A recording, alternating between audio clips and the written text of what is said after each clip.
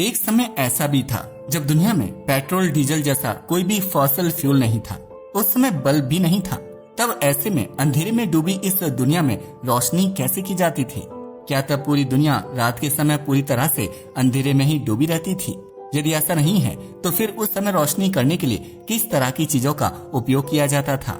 कैसे केरोसिन की खोज हुई और फिर किसके दिमाग ने दुनिया को पेट्रोल डीजल तक पहुंचाया? आज के इस वीडियो में हम बात करने वाले हैं मानवता के अंधेरे से रोशनी की तरफ बढ़ते कदमों के साथ साथ पेट्रोल डीजल की खोज कैसे हुई, कैसे दुनिया में सबसे पहले पेट्रोल खोजा गया और कैसे कमर्शियल रूप से पेट्रोल डीजल का उपयोग शुरू हुआ। तो शुरू करते हैं आज का ये मजेदार वीडियो। दोस्तों, क्या हो यदि आप एक दिन सोकर उठें और आपको पता चले कि दुनिया में अब पेट्रोल डीजल नहीं रहा।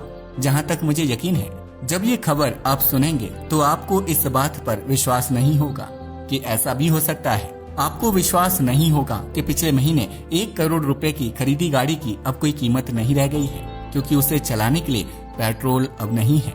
यानी हो सकता है हम आज से करीब 200 साल पीछे चले जाएं, लेकिन ऐसा नहीं होगा, क्योंकि धीरे धीरे हमने अपनी इस दुनिया को पेट्रोल डीजल जैसे फॉसिल फ्यूल को इलेक्ट्रिसिटी से रिप्लेस करना शुरू कर दिया है। आज हम धीरे धीरे इलेक्ट्रिक व्हीकल्स की तरफ बढ़ते जा रहे हैं, लेकिन ऐसा भी नहीं है कि पेट्रोल डीजल कभी खत्म नहीं होगा।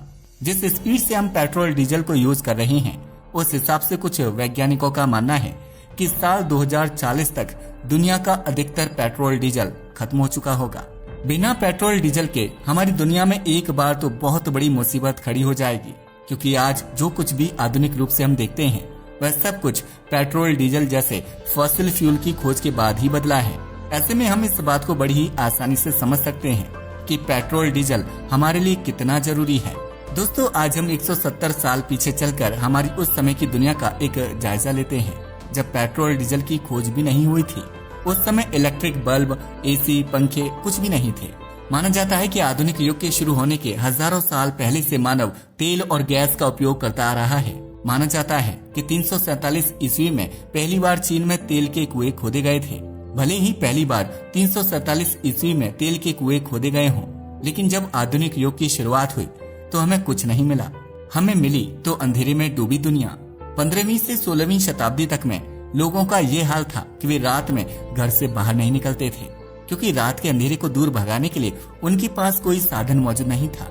ऐसे में यदि रात के समय उन्हें कोई काम होता था या फिर रात के अंधेरे में निकलना होता था, तो इसके लिए उन्हें काफी दिनों पहले से तैयारी करनी होती थी।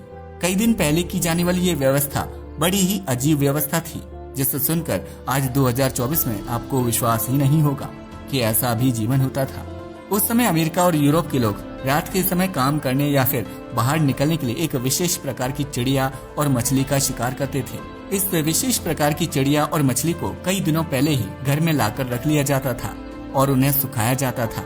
इनकी सूखने के बाद इनका उपयोग रोशनी करने के लिए किया जाता था। अमेरिका में उस समय सैल्मन मछली का शिकार किया जाता था, क्योंकि इस मछली में मौजूद तेल इससे काफी देर तक रोशनी करने के लिए उपयोग बनाता था। इसी तरह से स्कॉटलैंड में उस समय ऑयली बर्ड नाम की एक चिड़िया का शिकार किया जाता था। इस चिड़िया में भी सैल्मन मछली की तरह ही काफी मात्रा में तेल होता है, जिसके कारण इसे रात को रोशनी करने के लिए काम में लिया जाता था। इस चिड़िया से रोशनी करने के लिए उसके गले में एक धागा डाला जाता था, जैसे कि मोमबत्ती में लगा होता है, जिसके कारण कई घंटों तक यह चिड़िया रोशनी देती थी। एक समय के बाद धीरे धीरे लोग रोशनी करने के तरीके बदलने लगे और फिर हुआ रोशनी करने के लिए एक नई प्रकार के तेल का आविष्कार। जब लोगों को पता चला कि ऑयली बर्ड्स और सैल्मन फिश की तरह ही व्हेल मछली से भी तेल निकाला जा सकता है और तेल का उपयोग रात में रोशनी करने के लिए किया जा सकता है, तो लोगों ने व्हेल का शिकार करना शुरू कर दिया, क्योंकि व्हेल से बड़ी मात्रा में तेल मिलता था। 1700 से 1850 तक व्हेल मछली के तेल का उपयोग बड़े स्तर पर लैंप में तेल के रूप में किया जाता था। इस तेल को बेचने के लिए उस दौर में कई कंपनियां मौजूद थी, जो छोटी छोटी बोतलों में व्हेल मछली का तेल पैक करके बेचती थी। उस समय अमेरिका इस तेल का सबसे बड़ा उत्पादक देश था, तो वहीं अमेरिकी अर्थव्यवस्था में इस तेल इंडस्ट्री की हिस्सेदारी काफी बड़ी थी। उस समय व्हेल मछली का तेल अमेरिका की 5वीं सबसे बड़ी इंडस्ट्री हुआ करता था।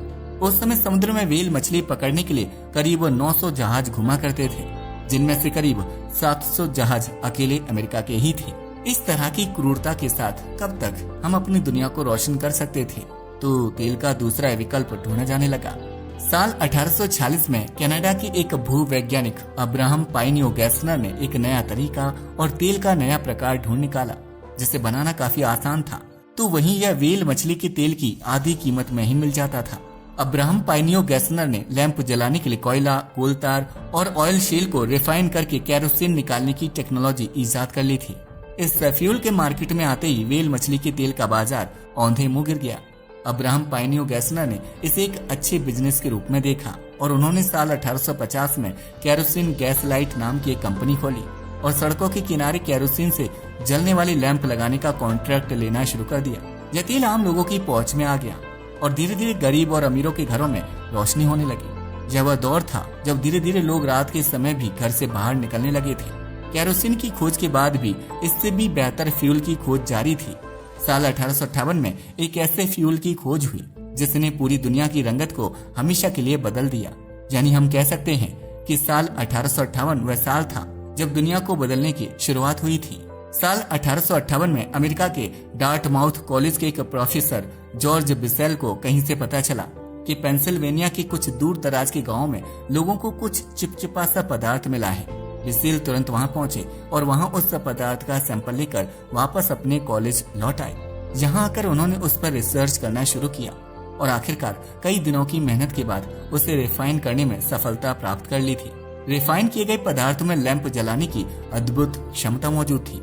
बिसेल को इस बात का अंदाजा शायद पहले से ही था कि पेंसिल्वेनिया के इलाकों में धरती के नीचे ऐसा पदार्थ मौजूद हो सकता है जिसका उपयोग लैंप जलाने में आसानी से किया जा सकता है। अब बिसेल को एक ऐसे आदमी की तलाश थी जो उनके लिए पेंसिल्वेनिया की जमीन में गड्ढा खोदकर उनके लिए जमीन में छिपे तेल को बाहर निकाल सके।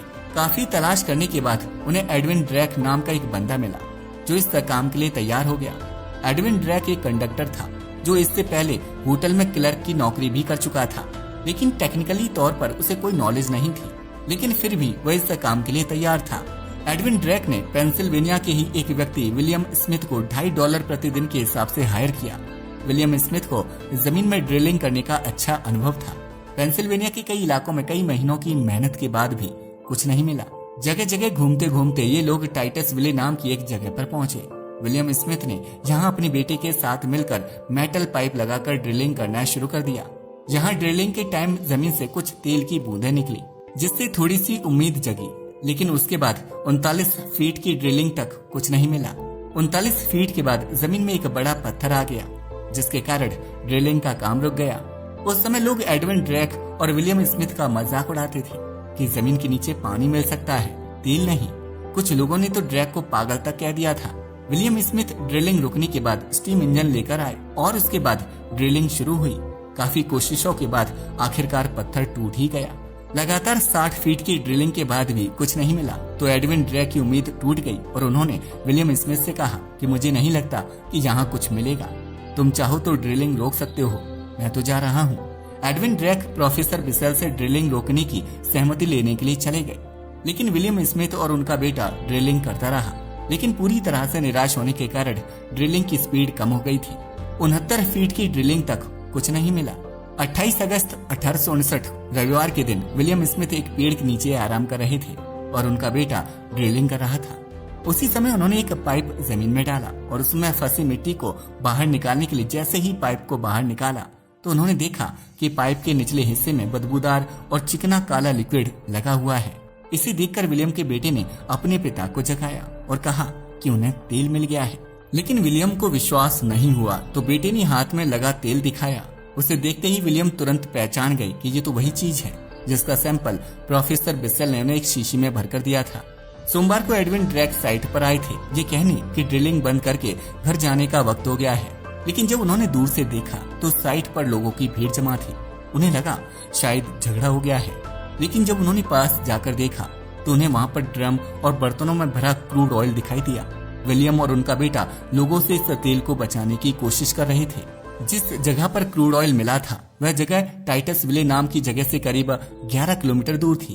उस जमाने में यहाँ कोई नहीं रहता था, लेकिन तेल की खोज होने के कुछ सालों के बाद ही यहाँ पैर रखने की जगह तक नहीं बची थी।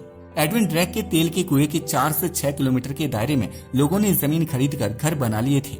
बड़ी लेवल पर ड्रिलिंग का काम शुरू हो चुका था। उस समय $20 में 1 बैरल तेल मिला करता था। 1865 में इसे पिट होल सिटी नाम दिया गया, जहां उस समय 50 से भी ज्यादा होटल्स बन चुके थे। 15,000 से भी ज्यादा लोग यहाँ मकान बनाकर रहने लगे थे। लेकिन जल्दी ही लोगों को यह शहर छोड़ना पड़ा, क्योंकि शुरुआत में यहाँ कुओं से हर दिन करीब 6,000 बैरल तेल निकाला जाता था। लेकिन 1866 तक आते आते यहाँ से हर दिन 3,000 बैरल तेल ही निकलने लगा। अगले एक साल में यह घटकर 2,000 बैरल तक पहुँच गया और कुछ ही सालों में यहाँ के कुएं पूरी तरह से खाली हो गए, जिसके कारण जिस स्पीड से ये शहर बसा था उसी स्पीड से ये शहर उजड़ गया। लेकिन तब तक पूरी दुनिया इस बात को अच्छे से समझ चुकी थी कि धरती पानी ही नहीं, तेल भी उगलती है। इस खोज के बाद पूरी दुनिया में बड़े बड़े खिलाड़ी तेल के खेल में उतर आए। काले सोने की बड़ी बड़ी रिफाइनरी खुली। पेंसिल्वेनिया के बाद अमेरिका के अलास्का, ओहियो और टेक्सास जैसे शहरों में बड़े बड़े तेल के कुएं मिले और अमेरिका दुनिया का सबसे बड़ा तेल उत्पादक देश बन गया। तो ये थी क्रूड ऑयल के मिलने की बहुत ही इंटरेस्टिंग कहानी, जिसके बाद पूरी दुनिया ही बदल गई। क्या आप जानना चाहते हो कि अरब देशों में तेल की खोज कैसे हुई? तो हमें नीचे कमेंट में जरूर बताइएगा। आज के लिए बस इतना ही। वीडियो पसंद आया हो तो इसे लाइक और शेयर करें, साथ ही हमारे चैनल को सब्सक्राइब भी करें। जय हिंद दोस्तों।